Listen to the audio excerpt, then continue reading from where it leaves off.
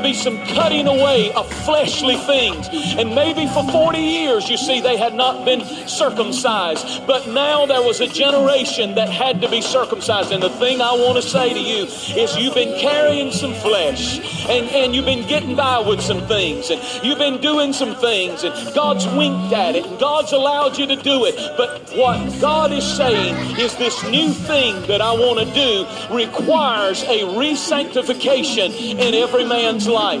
I want their eyes to be sanctified. I want their hearts to be sanctified. I want their minds, I want their spirits to be pure. I don't want them just coming to church, taking a lesser role.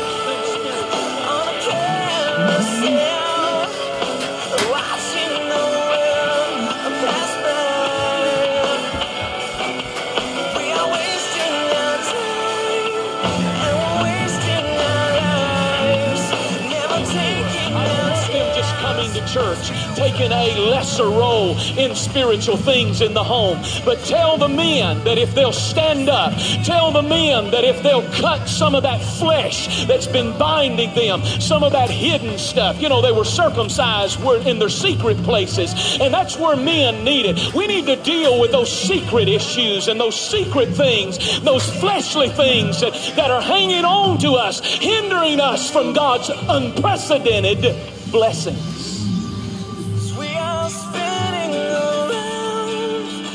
Carousel, watching the world pass by.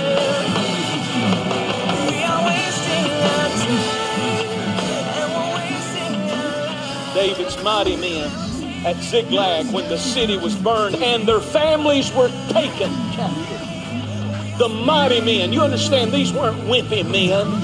These weren't men that went to see Brokeback Mountain. These weren't girly men. What's wrong with our nation when the #1 Academy Award winning movie is about two cowboys running around in the woods being gay together? I'm sorry, if you're uncomfortable, be uncomfortable. I'm talking about men. To be manly is to be godly. To be godly is to be manly.